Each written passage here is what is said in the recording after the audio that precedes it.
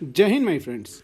अगर आप लोग आर्म फोर्सेस को एज एन ऑफिसर ज्वाइन करना चाहते हैं तो अगले कुछ मिनट्स आपके लिए इम्पोर्टेंट हो सकते हैं। तो हम इस रेस्पेक्ट में आर्म फोर्सेस के लिए जो CDS, FCAT, CAPF, NDA, INET etcetera exam की डिफेंस कैटेगरी के एग्ज़ाम्स की जो लोग प्रिपरेशन कर रहे हैं और उन्हें क्लियर करना चाहते हैं, तो इस रेस्पेक्ट में मैं ऑनलाइन क्लासेस स्टार्ट कर रहा हूँ। तो उसके बारे में एक इंट्रो वीडियो है जिसे थोड़ा आप ध्यान से देखें। पहले तो मेरे बारे में कुछ कि हु एम आई। मेरा नाम रोहित है and I graduated from IIT Kanpur in 2019। उसके बाद से मैंने CDS 1 2020 दिया था जिसमें मेरा काफ़ी अच्छा स्कोर था और मैं एयरफोर्स की लिस्ट में आया था, but due to certain medical conditions I couldn't join these elite forces. तो इसी वजह से, इन मेडिकल ग्राउंड्स की वजह से ही मैं अब इस मेंटरिंग फील्ड में आने की सोच रहा हूँ कि लोग, अगर मैं खुद उस जगह पर नहीं पहुँच पाया, अपना सपना वो अधूरा रह गया, तो मैं आप लोगों के थ्रू अपने सपने को जीना चाहता हूँ and I want to guide you for a better future in this forces. और मैंने इसके अलावा CDS 2 2020 जो अभी कंडक्ट हुआ था तो आपका 8 नवंबर 2020 को, इससे भी मैंने क्लियर किया है। इस बार भी मेरे पिछले बार से कुछ ज़्यादा मार्क्स आए थे तो ये भी मैंने डिसेंट स्कोर के साथ क्वालिफाई किया है। और अभी 20 दिसंबर को CAPF असिस्टेंट कमांडेंट का एग्ज़ाम हेल्ड हुआ था। इसमें भी 2 पेपर होते हैं, पेपर 1 एंड पेपर 2, और मेरा काफ़ी डिसेंट स्कोर है इसमें भी। पेपर 1 की कट ऑफ लगभग जनरल के लिए 110 से 115 जाती है और मेरा 140 से ऊपर स्कोर आ रहा है, और पेपर 2 भी मेरा डिसेंट गया था। इसका रिजल्ट अभी तक नहीं आया, I am waiting for it. And मैंने 2015 में NDA भी क्वालिफाई किया हुआ है। अब थोड़ा अपनी इन आर्म्ड फोर्सेस के बारे में जानना चाहते हैं कि आर्म्ड फोर्सेस में आते कौन कौन सी फोर्सेस हैं और इनमें हम एज एन ऑफिसर कैसे ज्वाइन कर सकते हैं। देखिए, इंडियन आर्म्ड फोर्सेस की मेजर तो 3 विंग हैं। एक तो Indian air force, Indian army and Indian navy. इनको ज्वाइन करने के लिए आपके 2 एग्ज़ाम तो कॉमन होते हैं तीनों के लिए, CDS एंड NDA। एयरफोर्स के लिए एक अलग से FCAT का एग्ज़ाम कंडक्ट किया जाता है एंड नेवी के लिए INET का एग्ज़ाम कराया जाता था। और इसके अलावा डायरेक्ट एंट्री का एक प्रोविज़न है जिसमें आप डायरेक्ट SSB इंटरव्यू के लिए अपीयर कर सकते हैं अगर आप कुछ क्वालिफिकेशंस रखते हैं तो, फॉर सर्टेन पोस्ट्स। इनके अलावा हमारी आर्म्ड फोर्सेस में ये 5 फोर्सेस भी आती हैं जिन्हें हम सेंट्रल आर्म्ड पुलिस फोर्सेस बोलते हैं, और आप इस एग्ज़ाम के थ्रू असिस्टेंट कमांडेंट की पोस्ट के लिए आप जाते हैं, जिसमें आप पहली पोस्टिंग में ही एज एन असिस्टेंट कमांडेंट बनेंगे। आपके अंदर एक पूरी बैटेलियन होगी और आपको अलग पूरा बंगला, घर, नौकर चाकर सब अच्छे से मिला जाएगा। प्रिविलेजेस बहुत, पर्क्स एंड प्रिविलेजेस बहुत अच्छे हैं इन फोर्सेस के। तो इसमें हमारी फोर्सेज आती हैं CISF, CRPF, BSF, ITB and SSB। ये जो 3 हैं ये आपकी बॉर्डर गार्डिंग फोर्सेज हैं जो हमारी बॉर्डर पर तैनात रहती हैं। ये 3 मेजर फोर्सेज हैं, और ये CISF एंड CRPF, इनका मेजर काम होता है इंटरनल सिक्योरिटी को डील करना। इंडिया के जो अंदर के मामले, नक्सलिज्म वगैरह जो चीज़ें होती हैं, टेररिज्म, इनसे डील करने का काम इनका होता है। तो ये कुछ फोर्सेज होती हैं आपकी CAPF के थ्रू जिनमें आपकी एंट्री होती है। अब हम स्ट्रेटेजी क्या फॉलो करेंगे कि किस तरह हम इन एग्ज़ाम को टारगेट करने का ट्राई करेंगे। इस रेस्पेक्ट में एक बैच तो वो चलाऊंगा मैं जो फरवरी में होने वाले एग्ज़ाम्स देना चाह रहे हैं। देखिए, जो CDS होता है आपका, ये साल में 2 बार होता है, एक बार फरवरी में, एक अक्टूबर नवंबर के आसपास। CDS 1 2021 7 फरवरी को कंडक्ट होगा और उसके कुछ समय बाद ही FCAT का एग्ज़ाम होगा 20 और 21 फरवरी दोनों दिन। एक बैच तो इसके लिए चलेगा जो लोग, जिनका GS मतलब थोड़ा बहुत सिलेबस वो पढ़े हुए हैं, GS मैथ्स थोड़ा कमांड है और वो एग्ज़ाम में एक फिनिश टच चाहते हैं, और उसके लिए हमें 1 महीना बहुत है। 1 महीने में आपका full revision along with practice कराया जाएगा, जिससे आप full with confidence in exam में अपीयर कर पाएंगे। एंड बैच 2, इसमें क्या होगा आपका, ये एग्ज़ाम ये बैच मेन उनके लिए होगा जिनको अभी स्टार्ट करनी है प्रिपरेशन, जिन्हें एकदम बेसिक से शुरू करना है।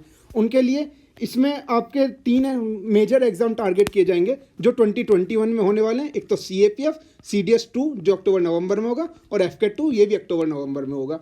इन 3 एग्जाम्स को मेजर टारगेट करेंगे along with focusing on basics. मेरा क्या मेन टारगेट रहेगा कि आपका जो हमारा सबसे बड़ी प्रॉब्लम क्या है, हम जीएस को रटने का ट्राई करते हैं, रट्टाफिकेशन लगाते हैं इसमें, और यहाँ हम फंस जाते हैं, यहाँ हम ट्रैप हो जाते हैं। बट हमारा असली तो क्या है कि जीएस को पढ़ने का थोड़ा पर्सपेक्टिव चेंज करना पड़ता है, जिससे हम इस ट्रैप से बाहर निकल जाएं और जीएस को ना हमें रटना पड़े, conceptual clarity along with some logic. क्योंकि आपके जो क्वेश्चंस आते हैं एग्जाम में, काफ़ी क्वेश्चंस ऐसे होते हैं जो आपने कभी पढ़ा ही नहीं है, कुछ आइडिया नहीं है, बट उनमें थोड़ा लॉजिक प्लस कॉमन सेंस अगर आप लगाएं तो हम उन एग्जाम को उन क्वेश्चंस को टैकल कर सकते हैं। मेरा एक स्ट्रेटेजी ये भी रहेगी कि मैं आपके इस लॉजिक और एक कॉमन सेंस को थोड़ा इंप्रूव कराऊं, जो आप एग्जाम में कोई भी क्वेश्चन आए जो आपके आउट ऑफ लीग है, उसे देखकर आप डर ना जाएं, आप बाउंसर वे भी पुल शॉट मार के छक्का मार पाएं। ये मेरा टारगेट रहेगा आपको इस वाले बैच में। इसके अलावा एक स्पेशल बैच चलाया जाएगा, ऑलराउंड डेवलपमेंट बैच। इसमें हमारा टारगेट ये नहीं रहेगा, मैं क्लियर बता रहा हूँ कि आपका एग्जाम निकलवाया, हमारा मेन टारगेट रहेगा ये, strives to make you an aware citizen of India. देखिए, ज़्यादातर मार्केट में एक बात फेमस है कि कोचिंग वगैरह काफ़ी चल रहे हैं, तो उनमें ये बात फेमस है कि आपको एग्जाम ओरिएंटेड प्रिपरेशन करनी पड़ती है, जो एग्जाम में पूछा गया वो जानना पड़ता है। I agree, but I don't totally agree. Means कि देखिए, एक एग्जाम ओरिएंटेड प्रिपरेशन होती है कि जो जो एग्जाम में आ रहा है बस वो पढ़ लो, रट्टा मारो, एग्जाम निकालो, आगे आगे के स्टेजेस में जाओ। एक दूसरा तरीका होता है प्रिपरेशन का, जो आपका जर्नी है उसे आप इंजॉय करने लग जाएं। लाइक अगर आप आज एटमॉस्फेयर पढ़ रहे हैं, मैं आपको कभी क्लाउड्स पढ़ाऊंगा, तो क्लाउड्स के कुछ टाइप्स होते हैं और आपको फिर बोला जाएगा आप एटमॉस्फेयर में जाइए, बाहर देखिए कौन सा क्लाउड है, तो आप उसे पहचानेंगे क्लाउड कौन सा है। हमारे यहाँ अगर ये अर्थ टिल्टेड है तो इसके अंदर क्या फ़र्क पड़ रहा है, अगर टिल्ट नहीं सीधा होता अर्थ का ये टिल्ट ना होकर अर्थ सीधी होती तो क्या फ़र्क पड़ता। तो आपका इसमें क्यूरियोसिटी पर वर्क करा जाएगा कि आपके अंदर क्यूरियोसिटी जगाई जाएगी कि चीज़ों को जानने का एक अंदर से क्यूरियोसिटी होनी चाहिए, उसके थ्रू आप अवेयर होते चले जाएंगे। आपका जीएस, जनरल स्टडीज़ बोले, जनरल अवेयरनेस, आपका खुद ब खुद ये कवर होता चला जाएगा और आपको ये प्रोसेस काफ़ी ज़्यादा इंटरेस्टिंग लगेगा, क्योंकि इसको इंटरेस्टिंग बनाने का काम मेरा रहेगा। और इसके अलावा इस बैच में आपको क्या मिलेगा, इसमें various exams conducted by UPSC in 2021 we will target them, जो भी यूपीएससी एग्जाम कंडक्ट कराते हैं और जिन जिन एग्जाम के लिए आप एलिजिबल हैं उन सबको हम टारगेट करेंगे। इसमें तीनों सब्जेक्ट्स कवर कराए जाएंगे, GS plus maths plus English. इसमें देखिए ये आपका हर एग्जाम में काम आएगा। सीडीएस में ये तीनों आते हैं, सीएपीएफ में भी ये तीनों आते हैं। तो सीएपीएफ में जबकि तुम्हारा मैथ्स का थोड़ा वेटेज कम होता है, मैथ्स में आपको अलॉन्ग विद रीजनिंग भी कराया जाएगा, जिस एग्जाम में रीजनिंग का जितना वेटेज है उस हिसाब से आपको रीजनिंग भी कराई जाएगी। तो इसमें फुल सिलेबस कवर कराया जाएगा अलॉन्ग विद एसएसबी ट्रेनिंग, क्योंकि सीडीएस का मेन पंगा क्या होता है एस्पिरेंट्स के साथ कि रिटर्न क्वालिफाई हो जाता है किसी ना किसी तरह, बट एसएसबी पंगे करता है। 5 डे इंटरव्यू प्रोसेस होता है और काफ़ी कॉम्प्रहेंसिव, बहुत अच्छा इंटरव्यू प्रोसेस होता है, तो यहाँ कैंडिडेट्स फंस जाते हैं। तो इसकी अगर हमने अच्छे से ट्रेनिंग कर ली, इसके ऊपर वर्क कर लिया, तो ये प्रोसेस हमारे लिए थोड़ा ईजी हो जाएगा। इसके साथ साथ आपके लाइफ स्किल्स पे काम कराया जाएगा। लाइफ स्किल्स यानी कि आपकी कम्युनिकेशन स्किल्स इंप्रूव कराई जाएंगी। आपको ग्रुप डिस्कशन, जैसे एसएसबी के काफ़ी पार्ट्स होते हैं, आपको ग्रुप डिस्कशन करना होता है, लेक्चर डिलीवर करना होता है, और आपको पावर ऑफ एक्सप्रेशन यानी कि अपनी कम्युनिकेशन स्किल्स काफ़ी अच्छी रखनी पड़ती हैं। तो उन सब चीज़ों पर आपका वर्क कराया जाएगा और आपको बहुत कंफर्टेबल बना दिया जाएगा कि आप इंग्लिश में भी कम्युनिकेट कर पाएँ और you will become bilingual, you will manage the situation as per the demand. तो आपका ये ऑलराउंड डेवलपमेंट किया जाएगा, आपके एग्जाम टारगेट किए जाएंगे, अलॉन्ग विथ मेजर टारगेट रहेगा आपका जो ये जर्नी है, ये जो ब्यूटीफुल जर्नी है, आप इसे एंजॉय करें। आप इसे एक मजबूरी की तरह ना लें कि पढ़ना और एग्जाम निकालना है। This journey is beautiful, but the main thing is we have to change the perspective through which we read and study the things in mainly in general studies. और मैथ्स में आपको कुछ अलग से देखे क्या करा जाएगा, मैथ्स में आपको पहले तो बेसिक्स, जिससे सवाल होता है बेसिक्स, इसके बाद कंसेप्ट बिल्डिंग कराया जाएगा as per demand, concept build कराया जाएगा आपका। कंसेप्ट बिल्ड के साथ आपको यहाँ ट्रिक्स भी बताई जाएंगी, क्योंकि मैथ्स के एग्जाम में सबसे बड़ा इशू होता है टाइम मैनेजमेंट का। तो टाइम मैनेजमेंट के लिए आपको कम से कम टाइम में कैलकुलेशन करके और सवाल का आंसर निकालना, कम से कम पेन यूज़ करके, उस तरह के आपको ट्रेन किया जाएगा, जिसमें जो मैथ्स से जिनकी थोड़ा हवा टाइट रहती है मैथ्स को देखकर, उनके लिए चीज़ थोड़ी इजी हो जाएंगी और ये प्रोसेस इंटरेस्टिंग रहेगा। और जो हिंदी मीडियम के भी स्टूडेंट्स हैं जो कंफ्यूज रहते हैं कि इंग्लिश में लें या हिंदी लें सीडीएस में, देखिए एक बात मैं आपको बता दूं, जो आपके एसएसबी होता है सीडीएस एंट्रीज के थ्रू, ये आपका 90% इंग्लिश में होता है, 90:10 का रेशो होता है। आप 90% इंग्लिश लैंग्वेज यूज़ करते हैं and 10% you can shift to Hindi. तो इसलिए आपको मेरा फोकस क्या रहेगा, अगर आप हिंदी से बिलोंग करते हैं तो आपको धीरे धीरे, क्योंकि हमारे पास अच्छा खासा टाइम होगा 8-9 महीने, इंग्लिश पर शिफ्ट करा दिया जाए, क्योंकि इससे आपका एक एसएसबी वाला पार्ट ईजी हो जाएगा और एक इंग्लिश का अलग से एक रिटर्न एग्जाम इसमें होता भी है। तो ये दोनों चीज़ आपको हेल्प करेंगी। तो इंग्लिश एक मेन वेपन होता है आपका सीडीएस के लिए। अगर आप सीएपीएफ दे रहे हैं, इसमें भी इंग्लिश का रोल होता है। हम एग्जाम पैटर्न आगे देखेंगे जिसके बारे में आपको पता चल जाएगा। अब पहले हम सीडीएस का एग्जाम पैटर्न देख लेते हैं। सीडीएस में पहले तो सबसे पहली चीज़ आप ये नोटिस कर लिए, इसमें कोई रिजर्वेशन नहीं होता है। इसमें कोई रिजर्वेशन की लिस्ट नहीं निकलती, प्रॉपर एक कट ऑफ मेरिट लिस्ट निकलती है। Indian air force, Indian army and navy, इन तीनों की आपकी लिस्ट निकलती है अलोंग विद, ये तो सीडीएस से निकलते हैं। और एक होती है आपकी ओटी एंट्री, इसमें आपका आता है जीएस प्लस इंग्लिश। ये वुमेन्स के लिए होती है OTA. Women can not apply for other wings of CDS, उन्हें ओटीए के लिए अप्लाई करना होता है, जिसमें उनका जीएस प्लस इंग्लिश का एग्जाम होता है। उनके लिए मैथ्स नहीं होता। बाकी जो एयरफोर्स, आर्मी या नेवी के लिए अप्लाई करना चाहते हैं, उनके 3 ऑब्जेक्टिव पेपर होते हैं स्टेज 1 में, 100 मार्क्स ईच। पेपर 1 आपका इंग्लिश का होता है जिससे 120 क्वेश्चन होते हैं, जनरल अवेयरनेस के 120 क्वेश्चन होते हैं एंड एलिमेंट्री मैथ्स के आपके 100 क्वेश्चन होते हैं। ये आपका रिटर्न स्टेज होती है। ये एक ही दिन में आपके एग्जाम कंडक्ट किए जाते हैं, 2-2 घंटे के एग्जाम होते हैं और 1-1 घंटे का इन एग्जाम के बीच में गैप होता है।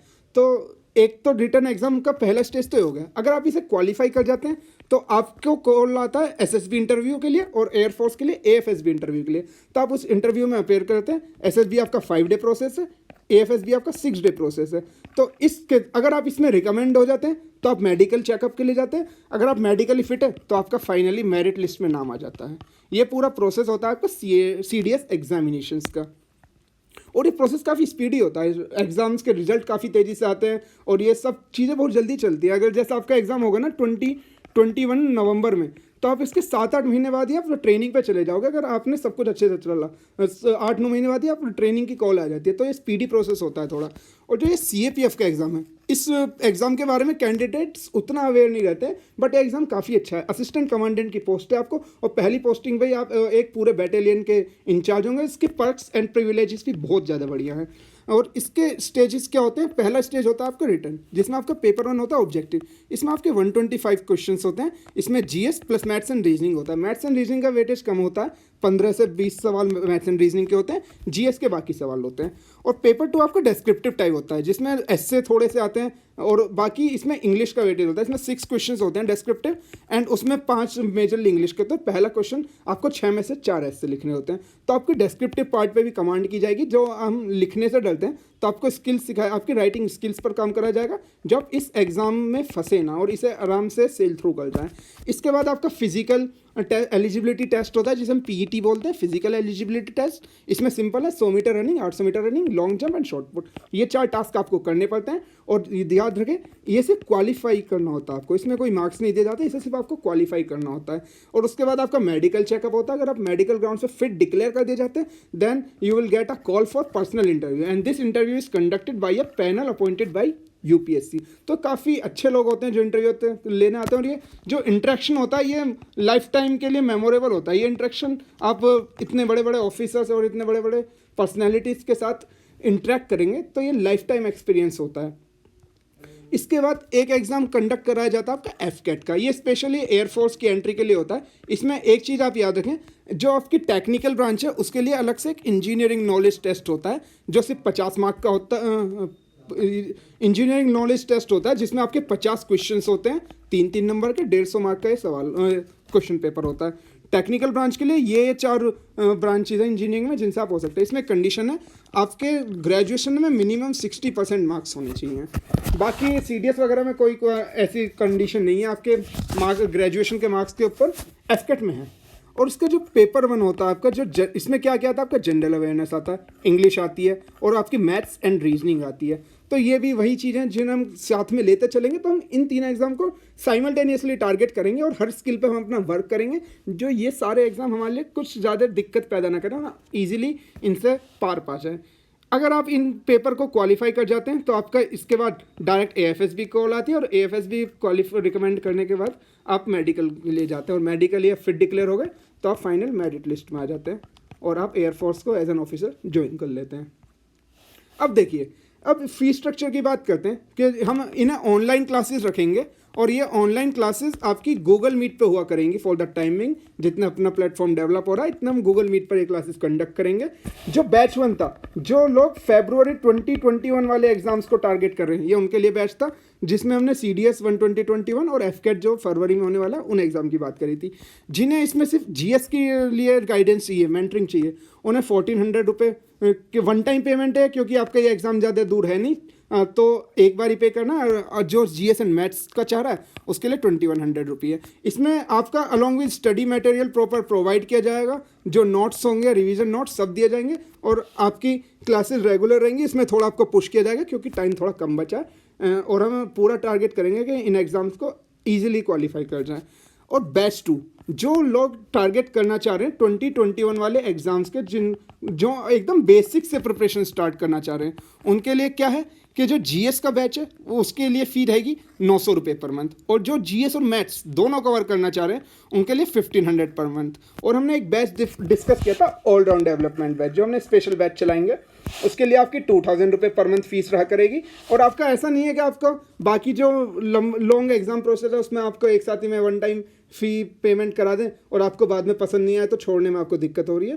तो ये आपके लिए ईजी रहेगा। अगर आपको पसंद आ रहा है इंस्ट्रक्शन का मीडियम और बाकी आपको कंफर्टेबल लग रहा है अपने हिसाब से, तो आप कंटिन्यू कर सकते हैं। और I think you will enjoy the process, because GS का जो कमांड है उसमें थोड़ा टाइम लगता है। इसमें इसको पढ़ने का तरीका हमें बदलना पड़ता है, बट एक बार जब तो वो नर्व्स पकड़ लेते हैं हम GS को पढ़ते कैसे, तो उसमें बहुत इंटरेस्टिंग हो जाता है प्रोसेस। इसमें बहुत मज़ा आता है, सारी चीज़ें कनेक्ट होती चली जाती हैं। आपको ऐसा नहीं है पॉलिटी और हिस्ट्री अलग सब्जेक्ट है, आप जब हिस्ट्री पढ़ रहे होगे तो अचानक आप उसे पॉलिटी से कनेक्ट कर लेंगे, पॉलिटी पढ़ रहे होगे तो आप उसे कनेक्ट कर लेंगे एकदम जियोग्राफी से। सब चीज़ कनेक्ट होती है और पूरा, इसलिए आपको एक जनरल आइडिया रखना होता है और सबको कनेक्ट करना होता है। जब ये कनेक्टिंग द डॉट्स वाली चीज़ पर आप काम कर लेते हैं तो आपकी चीज़ें बहुत ज़्यादा आसान होती हैं।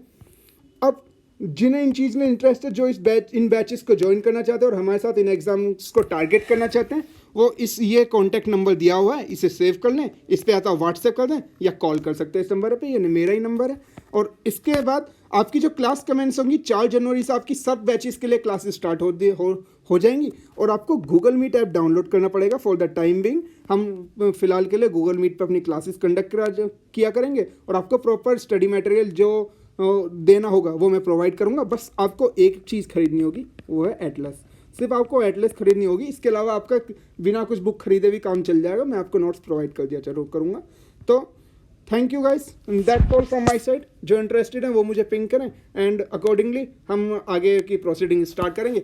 NDA के बैचेस का मैंने अभी इतना इंट्रोडक्शन दिया नहीं है। जो लोग NDA में इंटरेस्टेड हैं वो भी मुझे मैसेज पे कांटेक्ट कर सकते हैं, और जैसी डिमांड होगी as per the demand I will take action for starting the classes for NDA also. फिलहाल के लिए मैं इन एग्जाम को टारगेट कर रहा हूँ, CDS, FCAT एंड CAPF, जो आपके ग्रेजुएशन के बाद एग्जाम टारगेट किए जाते हैं। So thanks all of you.